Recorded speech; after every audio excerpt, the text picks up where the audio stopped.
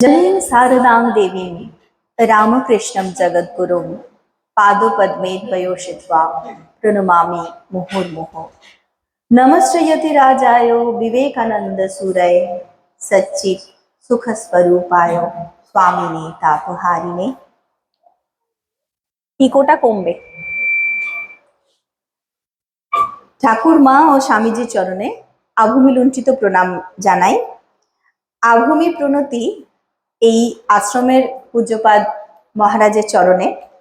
এবং আমি আজকে পরম সৌভাগ্যবশত যাদের সঙ্গে স্টেজ শেয়ার করছি সেই প্রত্যেক মায়ের সন্ন্যাসী সন্তানকে, মায়ের ত্যাগী সন্তানকে আমার প্রণতি জানাই। আমি যখন এলাম মহারাজ তখন খুব অপূর্ব করে কথামৃত পাঠ করছিলেন এবং আমি একটু ইতস্ততই করছিলাম যে এখানে এসে বসবো কিনা, কিন্তু পূজনীয় বড় মহারাজ বারবার বলছিলেন বলে এসে বসলাম। অন্য কেউ হলে একটু বিরক্তই হতেন যে বলার মাঝখানে এরকম ভাবে এসে বসা, কিন্তু অবাক লাগলো এটা দেখে। মায়ের ছেলে না বোধহয় মায়ের মতোই। ওনার পাঠ শেষ হওয়ার পরেই আমি প্রত্যক্ষভাবে সাক্ষাতেই প্রথম, কিন্তু মহারাজ একটা ছোট্ট কথা এমন ভাবে বললেন আমার মনে হয়নি একবারও যে মহারাজকে প্রথম দেখলাম। তো মহারাজকে আমার অন্তরের শ্রদ্ধা ও প্রণাম জানাই। কাশীপুর থেকে এসেছেন মহারাজ স্বামী শান্তি প্রদানন্দজি এবং মায়ের কথা পাঠ করে শোনালেন। টাকি থেকে এসেছেন স্বামী জপেশ্বরানন্দজি। তিনি আগে আমার দুবার তার সঙ্গে সাক্ষাতের সৌভাগ্য হয়েছে টাকিতে, যেহেতু আমি মায়ের কথা বলতে গিয়েছিলাম। এবং আরো যারা মাননীয় অতিথিবর্গ এখানে এত সুন্দর করে ঠাকুর মা স্বামীজির কথা বললেন, আর মায়ের সকল সন্তান যারা এখানে উপস্থিত রয়েছেন আজকের এই সভায়, তাদের প্রত্যেককে আমার শ্রদ্ধা ও প্রণাম জানাই। ইতিমধ্যেই এসে পৌঁছেছেন স্বামী ইষ্টব্রতানন্দজি মহারাজ সুবক্তা, তাকেও আমার প্রণাম জানাই। গোলপার্ক থেকে তিনি এসেছেন। মূলত আমার বলার যে সময়টি ছিল সেই সময়টি পেরিয়ে গেছে। 11:50 আমার শেষ করার কথা। তো খুব বেশি বললে পরে বিপদ দুটো আছে।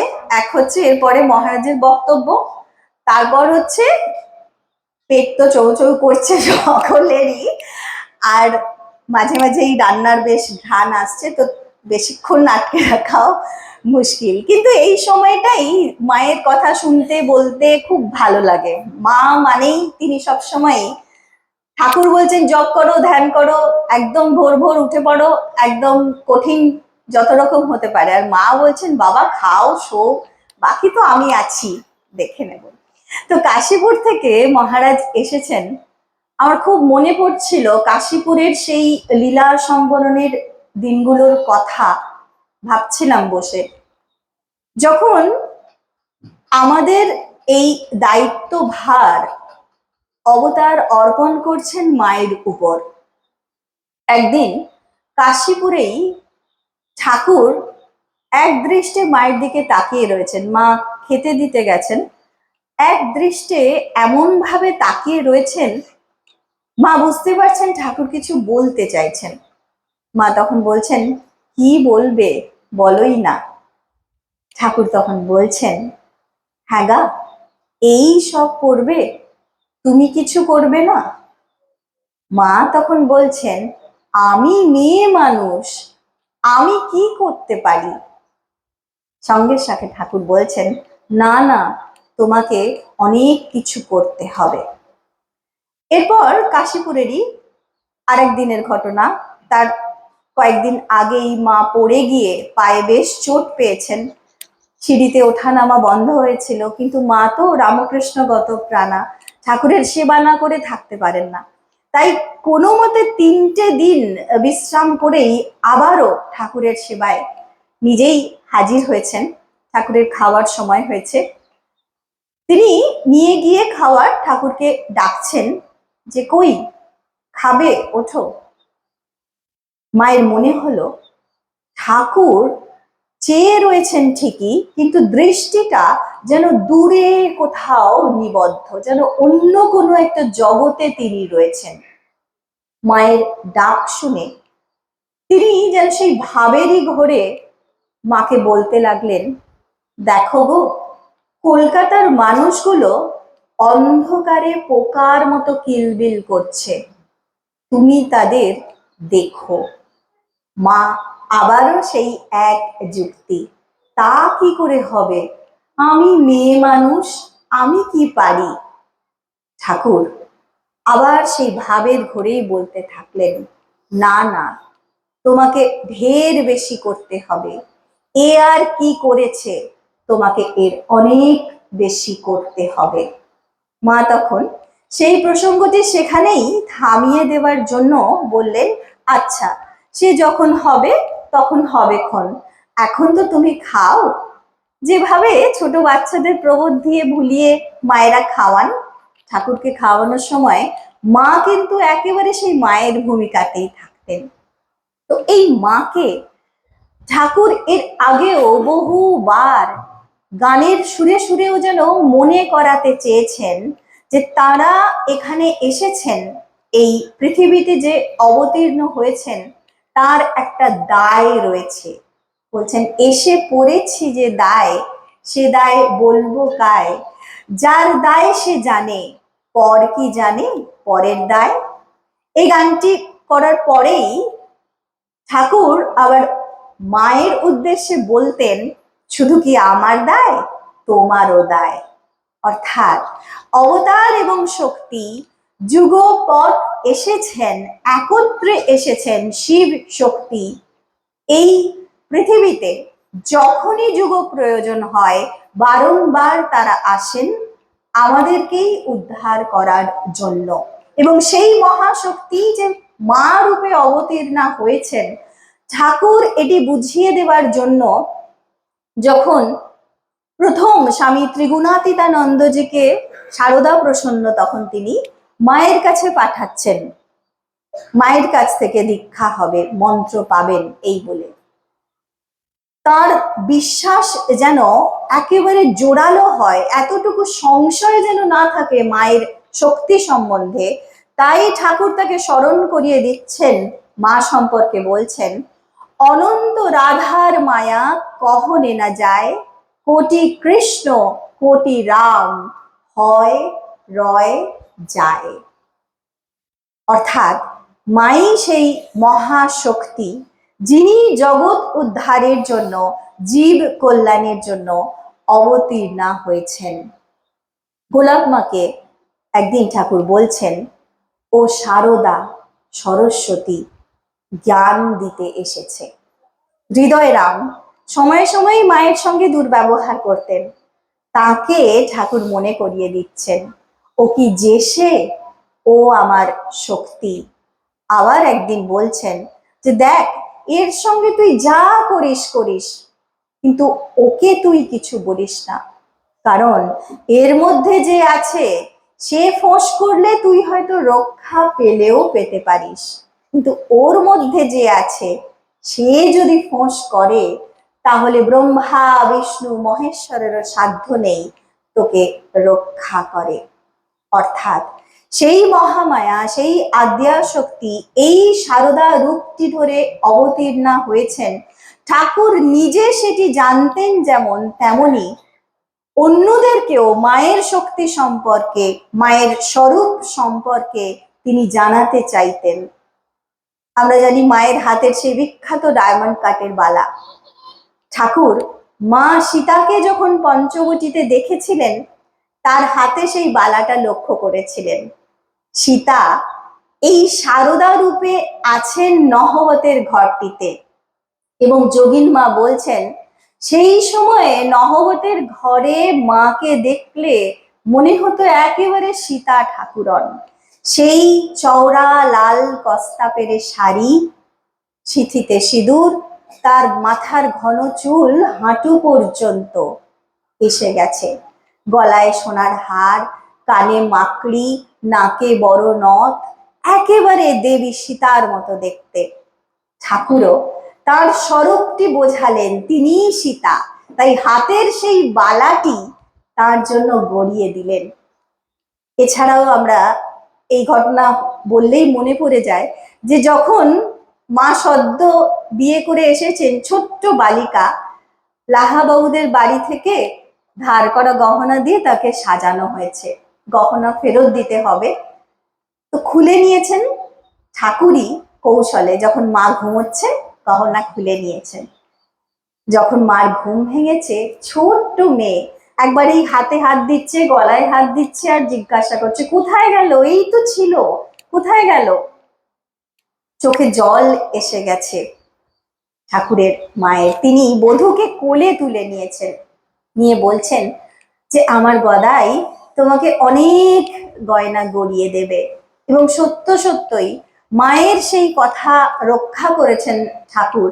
ঠাকুর অসুস্থ তখন, সেই সময়েও হৃদয়রামকে একদিন বলছেন যে দেখ তো তোর সিন্ধুকে কত টাকা আছে, ওকে ভালো করে দুটো তাবিজ করিয়ে দে।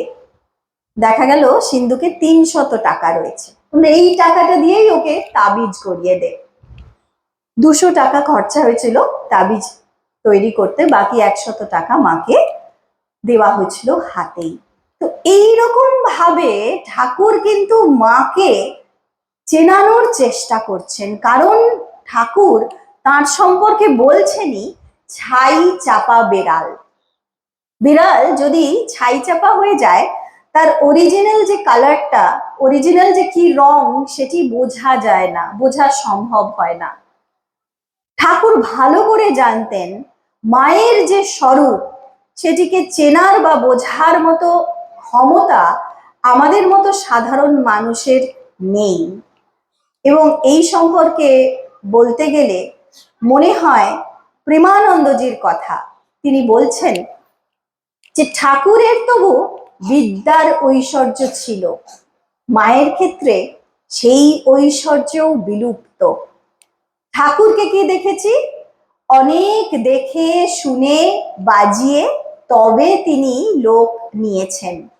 আর এখানে কি দেখছি, মায়ের কাছে যে আসছে তাকেই তিনি কোলে ঠাঁই দিচ্ছেন, সবাইকে গ্রহণ করছেন, সবারটা খাচ্ছেন,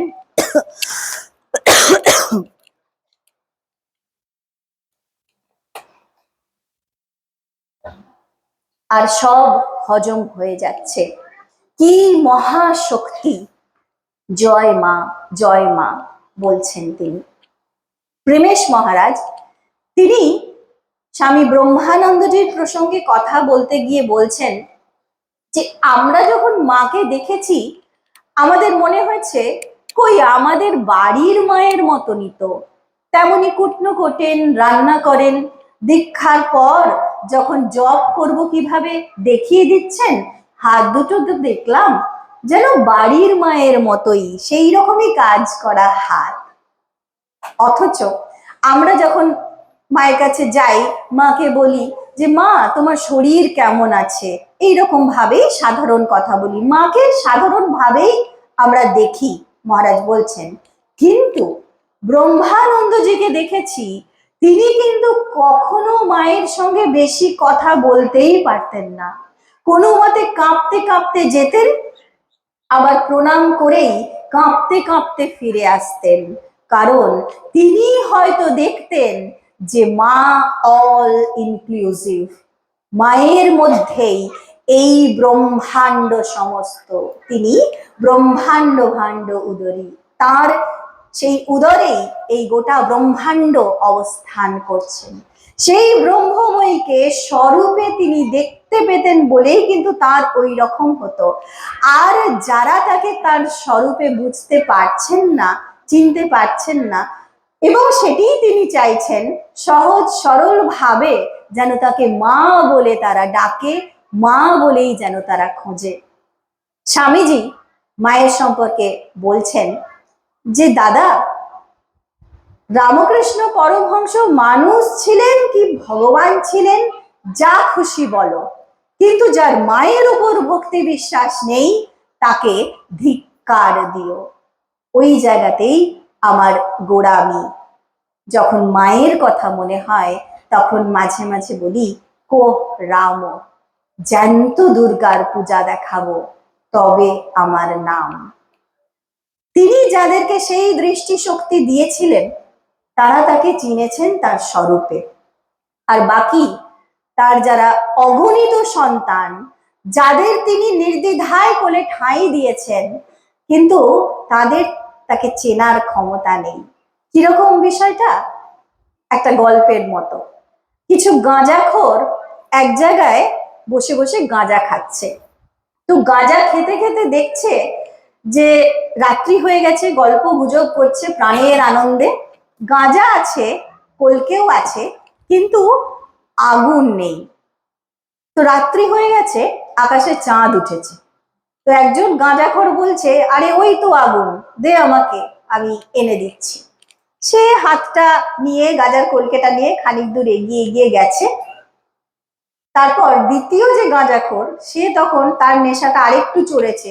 সে বলছে, তোর দ্বারা হবে না, আমি আরো বেশি লম্বা, আমাকে দে, আমি এনে দিচ্ছি। সে আরো যতটা তার হাত যায় এগোচ্ছে। তৃতীয় জন, সে বলছে, তোদের কোনো বুদ্ধি নেই, আমাকে দে, গাছে উঠলেই ওটা ধরা যাবে, একটু দূরে আছে। তো সে গাছে উঠেছে, উঠে গিয়ে তাকে ধরার চেষ্টা করছে। তো আমাদের অবস্থা কিন্তু ওই গাঁজাখোরদের মতো, মানে আমরাও তাকে ধরবার চেষ্টা করছি, তার ওই স্ফুলিঙ্গটি, সেই চন্দ্রকণা কখন এসে এই কলকেতে পড়বে আর টিকে ধরবে সেই অপেক্ষায় রয়েছি।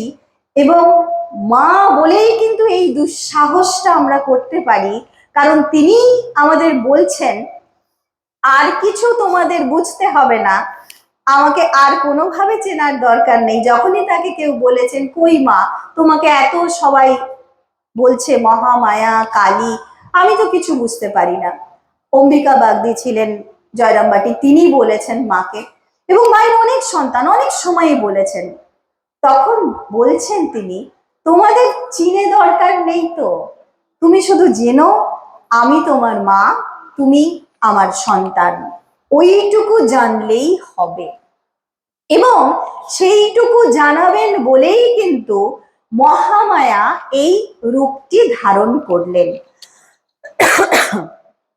উপনিষদে বলা হচ্ছে যে নিরাকার ব্রহ্ম, ব্রহ্ম তো নিরাকার, কিন্তু তিনি এই উপাসকদের কার্যার্থেই রূপ পরিগ্রহ করেন। গীতাতেও ভগবান বলছেন, ইয়ে যথা মাং প্রপদ্যন্তে তাংস তথৈব ভজাম্যহম। যে যেই ভাব নিয়ে আমার কাছে আসবে, যে যেই রূপে আমাকে চাইবে, আমি তাকে সেই রূপেই দেখা দেব। শ্রী শ্রী চণ্ডীতেও বলা হচ্ছে যে ভগবতী তিনি তো নিত্যা, তা সত্ত্বেও তিনি বারবার রূপ পরিগ্রহ করে আসেন, কখনো দুষ্টর নাশের জন্য, কখনো শিষ্টের প্রতিপালনের জন্য। এই যে মা এসে রামপ্রসাদের বেড়া বাঁধছেন মেয়ে সেজে, কখনো মা হয়ে এসে সান্ত্বনা দিচ্ছেন। আমরা দুর্গা বলি, কালী বলি, শীতলা বলি, ষষ্ঠী বলি, চণ্ডী বলি, যাই বলি, মা বলছেন সব আমি। আমরা দুর্গা পূজা করি, প্রত্যেক বছর যখন মা দুর্গা আসেন, আমরা এটা বিশ্বাস করি ঘরের মেয়ে ঘরে ফিরছে, তাই তো, বাপের বাড়ি আসছেন মা। কিন্তু তবুও সেই দশভুজা দুর্গাকে মূর্তি রূপেই একটু দূর থেকেই পূজা করি, প্রণাম করি, অঞ্জলি নিবেদন করি। তার সঙ্গে সেই আত্মিক যে ঘরের মায়ের সম্পর্ক, এটি গড়ে উঠতে পারে না, কারণ সেই ঐশ্বর্য রূপটি, তার দশভুজা রূপটি আমাদের মনে কোথাও একটা কিন্তু সম্ভ্রমের উদ্রেক করে। যেই কারণেই তার ওই দশভুজা নয়, চতুর্ভুজা নয়, দ্বিভুজা সারদা মূর্তিতে আসার প্রয়োজন ছিল।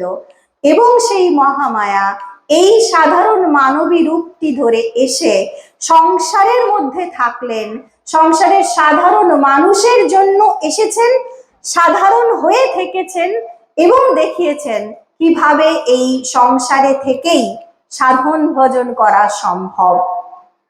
তিনি যখন প্রায় লীলা সম্বরণের সময় এসে গেছে, অনেক শরীর খারাপ, সেই সময়ও সারা রাত্রি প্রায় বিনিদ্র জপ করছেন। মাকে জিজ্ঞাসা করা হলে মা বলছেন, কি করব বাবা, সবাই খুব আগ্রহ করে আসে, মন্ত্র নেয়, তারপর যতটুকু করার, যতটুকু কেন কিছুই করে না। কিন্তু আমি যখন দায়িত্ব নিয়েছি, আমাকে তো সবারটা করতে হবে, তাই আমি সবার হয়ে জপ করি। এই জপ যে মন্ত্র, সেই মন্ত্রের মধ্যে দিয়ে কিন্তু শক্তি আসা যাওয়া করে। মা রাসবিহারী মহারাজকে বলছেন যে এই মন্ত্রের মধ্যে দিয়ে শক্তি সঞ্চালন হয়। গুরুর শক্তি শিষ্যে আসে, আবার শিষ্যেরও কিন্তু গুরুতে যায়। তাই গুরু হওয়া বড় কঠিন। শিষ্যের যে পাপ তাপ সেগুলো গ্রহণ করে অনেক রোগ ব্যাধি জ্বালা কষ্ট ভুগতে হয়। শিষ্য যদি ভালো হয় তাহলে গুরুর ভালো, আর শিষ্য যদি মন্দ হয় তাহলে কিন্তু গুরুরও কষ্ট সইতে হয়। যেমন আমাদেরও মনে রাখতে হবে, মাকে প্রতিনিয়ত মা মা করে ডাকছি, এই করো সেই করো সবই করছি, এবং করুণাবশত তিনি করবেনও। কিন্তু আমরা যদি ভালো হই, মায়ের একটু ভালো। মা বলছেন আমি ধুলো কাদা ঝেড়ে কোলে নেব, কিন্তু খুব বেশি ধুলো কাদা যদি জামা কাপড়ে লাগাই, মাকে সেই ধুলো কাদা ঝাড়তে পরিষ্কার করতে অনেকটা বেশি পরিশ্রম করতে হয়, তাই না? আপনারা তো করেনই বাড়িতে।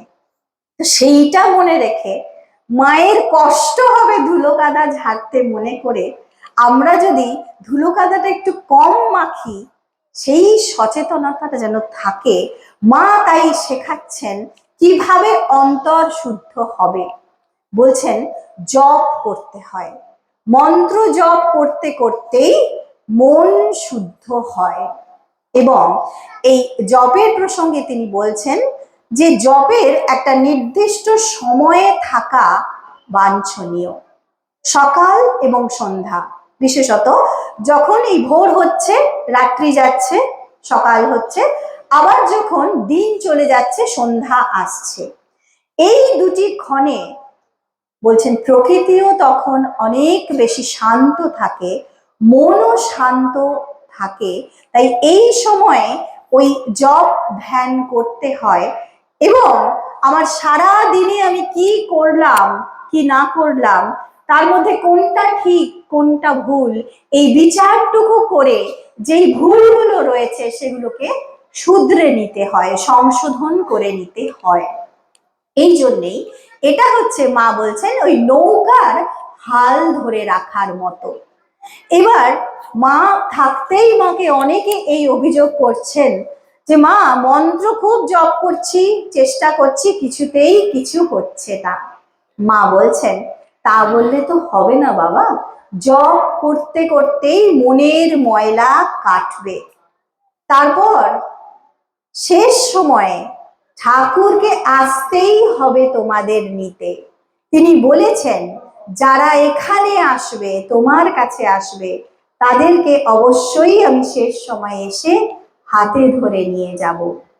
তারপর তিনি বলছেন যে দেখো ভগবান হাত পা এইসব ইন্দ্রিয় আদি দিয়েছেন, তারা তো তাদের খেলা খেলবেই, সেই নিয়ে চিন্তা করো না, স্মরণ মননটুকু অন্তত রেখো, আর প্রতিনিয়ত তার শরণাগত হয়ে থেকো, তাহলে তিনি কিন্তু আমাদের হাত ধরে পার করে নেবেন। একদিন এক মহিলা ভক্ত মাকে একটি বট গাছের বীজ দেখাচ্ছেন, দেখিয়ে বলছেন যে মা দেখো লাল শাকের বীজের থেকেও ছোট, কি ছোট্ট বীজ। মা বলছেন তা হবে না, ভগবানের নামের বীজ দেখো না কতটুকু, কিন্তু তা থেকেই ক্রমে ভাব ভক্তি প্রেম সব হয়।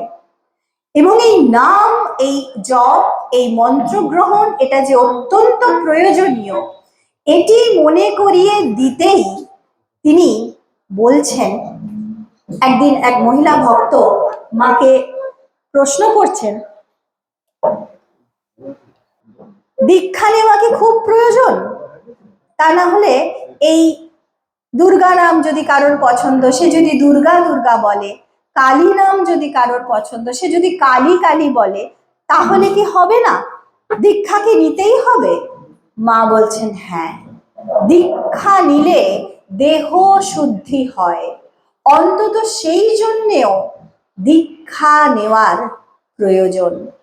তারপর এই দীক্ষা, জপ, ধ্যান এগুলোর প্রয়োজনীয়তা বোঝাতে গিয়ে মা খুব সুন্দর উপমা দিয়ে বলছেন, তার কৃপা ছাড়া কিছু হয় না সত্য, কিন্তু তবুও নিয়মিত এই জপ, ধ্যান, সাধন, ভজন করতে হয়।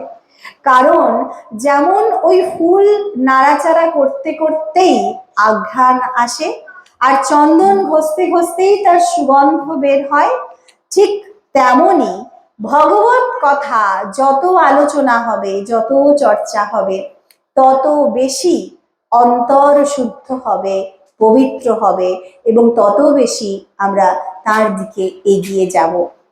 আমরা সংসারের মধ্যে থাকবো, কিন্তু মা বলছেন সংসার আর কার, তারই সংসার।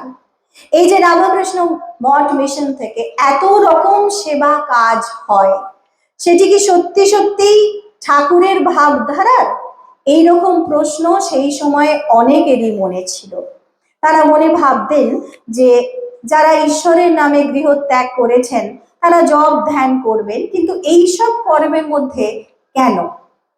মাস্টারমশাইয়েরও সংশয় ছিল যে সত্যিই কি এটি ঠাকুরের ভাবধারা। মায়ের কাছে একদিন যখন এই কথাটি উত্থাপিত হলো, মা বললেন, অবশ্যই কাজের মধ্যে থাকলেই মন ভালো থাকে, তাছাড়া 24 ঘন্টা জপ ধ্যান করতে কি কারোর মন বসে? মনকে যদি আলগা দিয়ে রাখো তাহলে তার মধ্যে কুচিন্তা আসবে। তাই সদা সর্বদা কোনো কাজ করতে হবে এইটি মনে করেই কিন্তু নরেন এই সব নিষ্কাম কর্মের পত্তন করলে। মা যখন কাশিতে গেলেন, সেখানে ওই হসপিটালে তাকে প্রত্যেকটা ওয়ার্ড ঘুরিয়ে দেখা হলো। দেখার পর লক্ষ্মীনিবাসে ফিরে গিয়ে তিনি এত খুশি হলেন, বললেন যে দেখলুম ঠাকুর এখানে একেবারে জীবন্ত অবস্থান করছেন, আর আমার ছেলেরা খুব আন্তরিকভাবে তার সেবা পূজা করছেন। সেই 10টি টাকা তিনি আশীর্বাদী স্বরূপ পাঠিয়ে দিলেন। এখনো সেই 10 টাকাটা বাঁধানো রয়েছে ফ্রেম করে, কাশিতে গেলে দেখতে পাবেন, অনেকেই হয়তো দেখেছেন। তো মা এটা তিনি অ্যাপ্রুভ করছেন যে সংসারে থাকবে, সংসার ছেড়ে তোমাকে বনে গিয়ে গুহায় গিয়ে তপস্যা করতে হবে এমনটা নয়। তিনি নিজে সংসারে থেকে সেই নহবতের ছোট্ট ঘরটিতে সকাল থেকে রাত্রি পর্যন্ত প্রত্যেকটি কাজ নিজে হাতে করেছেন, সকলের সেবা, সকলের দেখাশোনা করেছেন, অথচ নিত্য তিনি লক্ষ্য জপ করছেন। কিভাবে? তার থেকে আমাদের শিখতে হবে, তার জীবন থেকে। প্রত্যেকটা কাজের মধ্যে তিনি জপ করে চলেছেন, শ্বাস প্রশ্বাসে ইষ্ট নাম জপ। মীরার খুব সুন্দর একটি ভজন রয়েছে, सांसों की माला पे सिमरू मैं श्याम का नाम। এই যে আমাদের শ্বাস প্রশ্বাস, এটিও কিন্তু একটা মালার মতো গাঁথা, যেদিন ছিঁড়ে যাবে যাবে, কিন্তু তার একটা ছন্দ রয়েছে, একটা মালার মতো কিন্তু সেটা গাঁথা। সেই প্রত্যেকটা শ্বাস প্রশ্বাসের মালা, তার বীজের মধ্যে ইষ্ট নামকে গেঁথে নিতে হবে, এবং অভ্যাসটা এমন হবে আমি যে কাজই করি, যেমন ভাবেই করি না কেন, সেই ইষ্ট নাম জপ চলতে থাকবে। এবং এইভাবেই প্রত্যেকটা কাজের মধ্যে মা সেই ইষ্ট নাম জপ করতেন, এবং তিনি আমাদেরকেও এটি বলছেন। একবার এক ভক্ত দীক্ষা নেবার পর বলছেন, মা এবার আমার কি করণীয়? মা বলছেন, কুলুঙ্গিতে রাখা একটা ছোট্ট ঘড়ি দেখিয়ে, ওই ঘড়ির কাঁটাটা যেরকম টিকটিক করছে, সেই রকম প্রতি মুহূর্তে ইষ্ট নাম জপ করবে। মা ঠাকুর তারা কিন্তু কঠিন সাধনের কথা বলেননি, বলছেন কলিতে অন্নগত প্রাণ, এত সব সাধন, এত সব যজ্ঞ, এগুলো কিভাবে করবে মানুষ? সম্ভব নয়। সহজ সাধনের কথা আরো সরস করে তিনি বলছেন। যখন নরেশচন্দ্র চক্রবর্তী দীক্ষার পর তাকে জিজ্ঞাসা করছেন যে মা আমি কি নিরামিষ খাবো? মা তখন বলছেন, কেন? আমার ছেলেরা নিরামিষ খাবে কেন? তোমরা খুব খাবে দাবে, আনন্দে থাকবে, আমি বাকিটা দেখব। তারপরেই তিনি যখন বলছেন যে মা, তাহলে কখনো যদি কাজের জন্য ইষ্টমন্ত্র জপ করতে না পারি? মা তখন উত্তেজিত হয়ে বলছেন, ইষ্টমন্ত্র জপ করবে না মানে? ইষ্টমন্ত্র জপ করতেই হবে, যদি না করো তাহলে তোমারই গেল, আমার কি? অর্থাৎ তোমার খাওয়া, তোমার অন্যান্য কিছুতে রেস্ট্রিকশন মা হয়ে তিনি চাইছেন না, যেই কারণে ঠাকুর রুটি বেঁধে দিয়েছেন, কে দুটো খাবে কে চারটে, মা চারটের জায়গায় ছটা খাইয়ে দিচ্ছেন, দিয়ে বলছেন আমার ছেলেদের ভবিষ্যৎ আমি দেখে নেব। কিন্তু যেখানে জপ, যেখানে সাধন, স্মরণ, মনন, এটুকু কিন্তু নিত্য করতে হবে, সে তুমি সংসারের যত কাজের মধ্যেই থাকো, সেটুকু কিন্তু আমাদের অবশ্যই করতে হবে। ধ্যান হয়তো হয় না, মা বলছেন ধ্যান সেসব সাধু মুনি ঋষিদের কাজ, নাই হতে পারে। ঠাকুরের ছবি তো প্রত্যেকের ঘরে রয়েছে, সহজ পদ্ধতি মা বলছেন, ঠাকুরের ছবির দিকে তাকিয়ে থেকো, তাহলেই ধ্যানের কাজ হবে। এবং প্রত্যেকটা কাজকে, আমাদের বাড়ির কাজ হোক, বাইরের কাজ হোক, যে কোনো কাজ আমরা করছি, প্রত্যেকটা কাজই তাঁর কাজ, ঈশ্বরের কাজ, এটি মনে করে করতে হবে। তখনই প্রত্যেকটা কাজ পূজায় রূপান্তরিত হবে। এই পূজা শেখাতেই, এই কর্মযোগ কিভাবে প্র্যাকটিক্যালি করা হবে সেটি শেখাতেই তিনি এসেছেন। এবং তাই সহজ করে তিনি সেটি বলছেন যে দেখো, নির্বাসনা হতে পারলে এক্ষুনি হয়।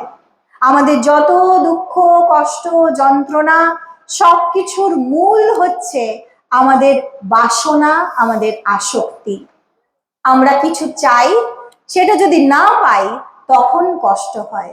কারোর জন্য হয়তো কিছু করেছি, প্রতিনিয়ত আমরা কারোর জন্য চেষ্টা করি ভালো করবার, সেটা পরিবারের মধ্যেই হোক বা বাইরের মধ্যেই হোক, আমাদের কোথাও একটা যেন সূক্ষ্ম প্রত্যাশা থাকে, বিনিময়ে সে আমার জন্য কিছু করবে, অথবা আমার প্রতি সে কৃতজ্ঞ থাকবে। আর তার অন্যরকম হলেই আমরা আবারও দুঃখে একেবারে মুহ্যমান হয়ে যাই। সেই কারণেই মা স্মরণ করিয়ে দিচ্ছেন যে নির্বাসনা হতে পারলে এক্ষুনি হয়। এবং তিনি বলছেন একমাত্র ঈশ্বর ছাড়া আর কারোর কাছে কখনো কিছু চেও না, কারণ তিনি যখন দেন তখন কিন্তু রাখার জায়গা পাবে না। মানুষের দেওয়া জিনিস কি থাকে গা? তাই কারোর কাছে যেন চিৎ হাত করার অভ্যাসটা আমাদের না হয়। ঠাকুর যেটা মাকে বলে গিয়েছিলেন যে তুমি কামার পুকুরে থাকবে, দরকার হলে শাক বলে খাবে, কিন্তু কারোর কাছে কখনো চিৎ হাত করোনি। মা সেটি নিজের জীবন দিয়ে করে দেখিয়েছেন। মায়ের জীবনই তার বাণী। তিনি যত বেশি বলেছেন তার চেয়ে অনেক অনেক অনেক বেশি করে দেখিয়েছেন জীবন দিয়ে। তাই এই পৃথিবী যখন তিনি ছাড়ছেন, তার স্থূলতনু ত্যাগ করবার আগে তিনি আমাদের শান্তি পাওয়ার জন্য যে মোক্ষম মন্ত্রটি শিখিয়ে গেলেন, একমাত্র এই বাণীটাকেই আমাদের জীবনে যদি আমরা গ্রহণ করতে পারি, তাহলেই আমাদের শান্তির অভাব অন্তত জীবনে হবে না। তিনি বলছেন যদি শান্তি চাও মা, তাহলে কারোর দোষ দেখো না, দোষ দেখবে নিজের। জগৎকে আপনার করে নিতে শেখো, কেউ পর নয়, জগৎ তোমার। বেদান্তের কথা আমরা বলি, সর্বভূতে ঈশ্বর দর্শন, কঠিন কঠিন শ্লোকের কথা বলি, সেই কঠিন শ্লোককেই মা সহজ থেকে সহজতর করে আমাদের কাছে বললেন। মায়ের এই বাণী বেদান্তের সার, জগৎ তোমার। অর্থাৎ জগতের প্রত্যেকের মধ্যে সেই একই ব্রহ্ম বিরাজমান। মা বলছেন সাধন করতে করতে দেখবে আমার মধ্যে যিনি, তোমার মধ্যে তিনি, দুলে বাগদি ডোম যেদিকে তাকাবে প্রত্যেকের মধ্যে সেই তিনি। এই প্রত্যেকের মধ্যে যখন তাকে দর্শন করবার মতো দৃষ্টি জন্মাবে, তখনই সেটি ওই বেদান্তের সার কথা। মা বলছেন জগৎ তোমার। আমরা দোষ কার দেখি? যে আমার খুব প্রিয়, যে আমার খুব আপনজন, খুব কাছের, সে দোষ করলেও কিন্তু আমরা চোখে সেটি দেখতে পাই না। দুর্যোধন কত দোষ করছেন, ধৃতরাষ্ট্র দেখতেই পাচ্ছেন না, স্নেহে অন্ধ। তাই কারোর প্রতি যদি ভালোবাসা থাকে, আমরা কিন্তু তার দোষ দেখি না। দোষ, তার ত্রুটি, তার খুঁত কখন ধরতে যাই? যখন কোথাও একটা তার সঙ্গে সমস্যা হয়ে যায়। এবং মা বলছেন ভালোবাসাতেই তার সংসার গড়ে উঠেছে। এই যে রামকৃষ্ণ মিশন এত বছর ধরে প্রত্যেকটা কাজ নিখুঁত ভাবে হচ্ছে, কোথাও এতটুকু ব্যত্যয় নেই, কিসে?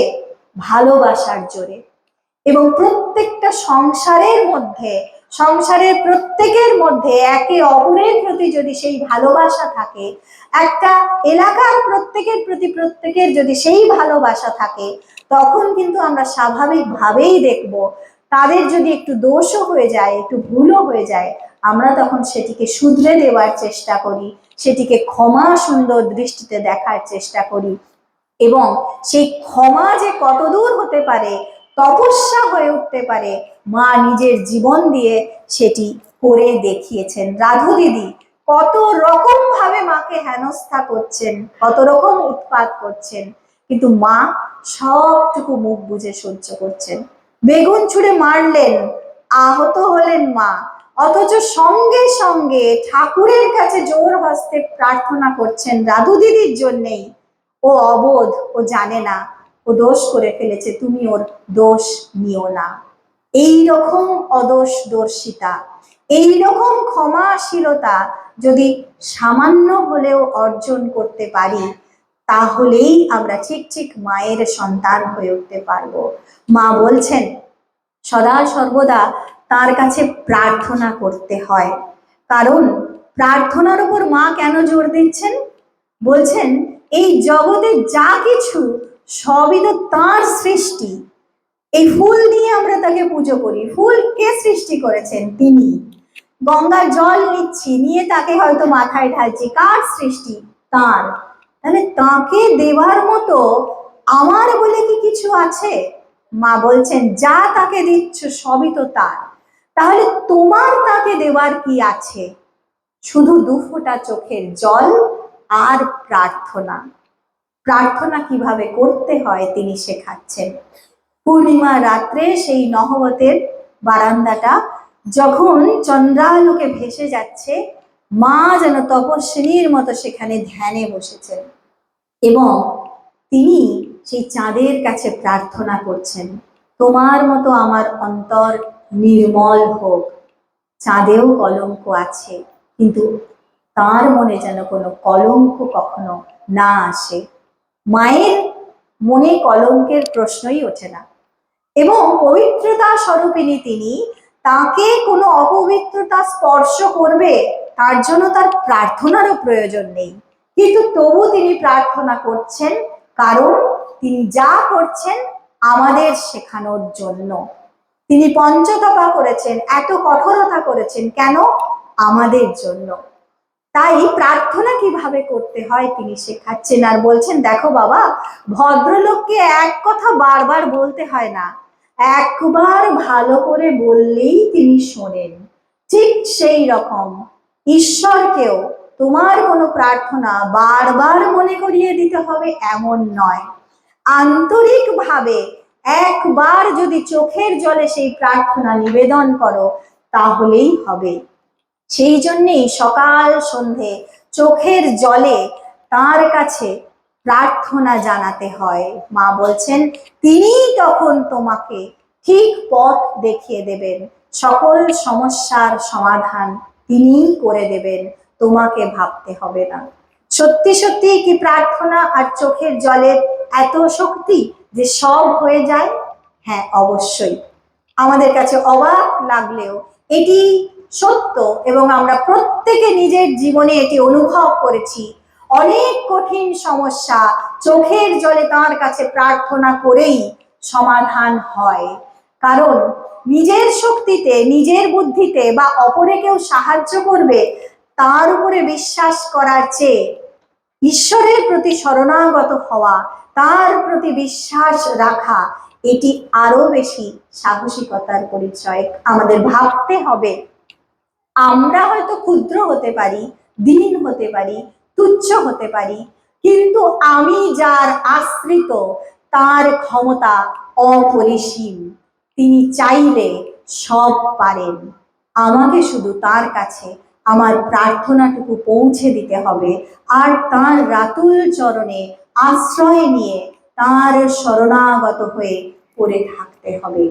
তাহলেই সব হবে। আমি বুঝি বা না বুঝি, তিনি আমাকে রক্ষা করছেন, করবেন।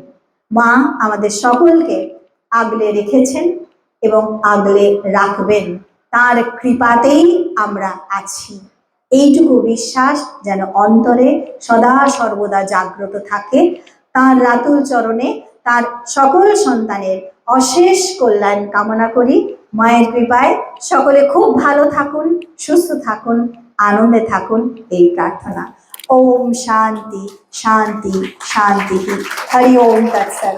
শ্রী রামকৃষ্ণ अर्पणमस्तु।